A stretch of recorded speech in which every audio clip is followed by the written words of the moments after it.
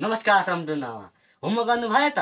आज चाहिँ मेरो भिडियोको टपिक के हो होला, टाइटल के हो भन्दाखेरि जेनजीको आन्दोलन के को लागि गरिएको थियो, मतलब अर्थात् जेनजीका मागहरू के हुन् त भन्ने सन्दर्भमा आज म यो भिडियोमा व्याख्या गर्न कुरा गर्न गइरहेका छु। मुख्य मागहरू जुन चाहिँ अहिले बजारमा फैलिरहेका छन्, जुन आधिकारिक रूपमा भनिएको छ मागहरू, त्यस्ता मागहरूको बारेमा आज म भन्न गइरहेको छु।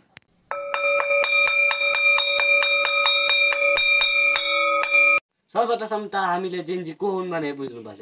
जेनजी भनेको अङ्ग्रेजी डेटमा सन् 1997 देखि 2012सम्म जो जन्मिए उनलाई जेनजी भनिन्छ, र यता नेपाली डेटमा गर्नुपर्दा विक्रमसम्म 2054 देखि 69सम्म जति जन्मिए तिनलाई जेनजी भनिन्छ।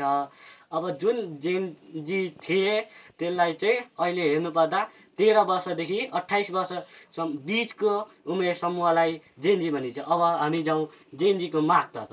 जेनजीको पहिलो माग थियो सोसल मिडिया अनब्यान्ड, मतलब सामाजिक सञ्जाललाई जुन प्रतिबन्ध लगाइदिएको थियो त्यो फुकुवा। तर के गर्नु, यो जुन पहिलाको सरकार थियो, योभन्दा अगाडिको अन्तरिम सरकारभन्दा अगाडिको जुन सरकारले चाहिँ पहिल्यैदेखिको आन्दोलन देखेर बाजेले के सोचेको नि, अब खाइने हो भने सोचेछन् क्या हो, अगाडि नै फुकुवा गरिदिइहाले। त्यति फुक्का मात्रै होइन, राजीनामै दिएको भए त राम्रै हुन्थ्यो होला। अब त्यो पहिलो माग भइगयो। अब दोस्रो मागतर्फ जाउँ, त्यो भनेको भ्रष्टाचार नियन्त्रण।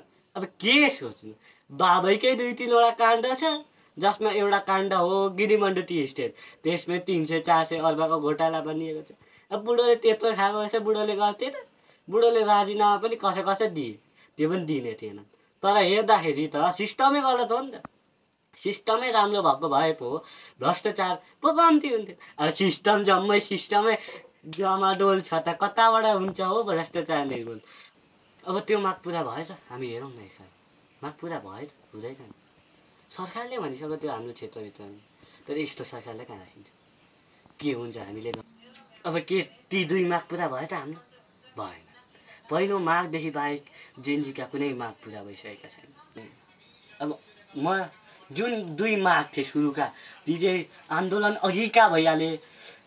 अब ती अरू बाँकी माग मैले भन्दै गरेको चाहिँ जब डराउन तर्साउन मात्रै गएकाले खेदाइरै आइहाले। त उनीहरूको त्यो ध्यानै थिएन, हामी जित्छौँ भन्ने कसैलाई सोचेकै थिएन। अब त्यो भयो, अब ओली र लेखकलाई पक्राउ। अब के भन्छु भन्दाखेरि, म के भन्न चाहन्छु भन्दाखेरि, जब आफूले गरेको कामको मात्र श्रेय लिएर त हुँदैन नि त। कसैले आफ्नो गरेको काम, राम्रो कामको श्रेय लिएर त जसले पनि लिइहाल्छ, नराम्रो कामको जसले श्रेय लिन्छ ऊ पो राम्रो मानिन्छ त। राम्रोको त मै पनि लिइहाल्छु, नराम्रो म लिन्छु र मेरो कामको हो, त्यो भयो। अब त्यो देखियो। अब यो सरकारले त हाम्रो क्षेत्रभित्र अधिकारभित्रै गर्दिन भनिहालिन् आमैले। अब यो भयो। अब हाम्रो छिमेकी देश बङ्गलादेशकै कुरा हेरौँ, त्यहाँ पनि त यस्तै भएको थियो। अलिकति टाइम ड्युरेसन होला थोरै धेरै, र त्यहाँ त शेख हसिना त राजीनामा नदिई प्लाट्टै भागिहाली। त्यसले अब राजीनामा नदिए पनि अन्तरिम सरकार गठन भयो। त्यो अन्तरिम सरकारले देशभित्र पक्राउ पुँजी त जारी गर्यो नि त। त्यो जारीको हिसाबले इन्डियालाई दबाब दियो, तर के भन्नु, इन्डियाले गरेन त्यो काम, त्यो हाम्रो कुरा भएन। तर नेपालले त यहीँ भित्र भाव हो हाउ गर्दै घुम्दैछन्, तिनीहरूलाई त सम्हाल्छन्, त्यो बाहिरका त ल्याउने कुरै भएन। त्यसमा पनि अझै कुरा, बाहिर आउँदा बुढीले 5 दिनमै गर्छु भन्थिन्, सरकारमा पुगेपछि 1 महिना लागिसक्यो, बुढीले केही गरेकै छैन। अब आज ठ्याक्कै 1 महिना पनि भयो होला मेरो हिसाबले। आज 24 गते, हिजो चाहिँ 1 महिना भएको थियो, आज दोस्रो दिनको आन्दोलन 1 महिना भयो।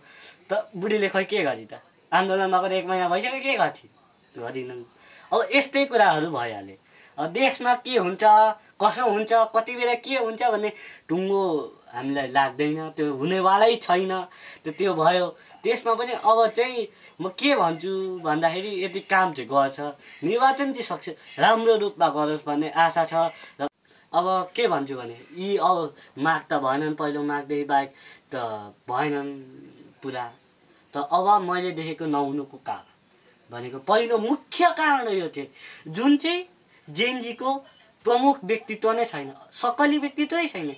ऊ आउँछ म गरेको भन्छ, झन् जो चाहिँ 38 वर्षका छन् सुदन गुरुङ, ऊ मैले गरे भन्दै नाच्दै आउँदैछ।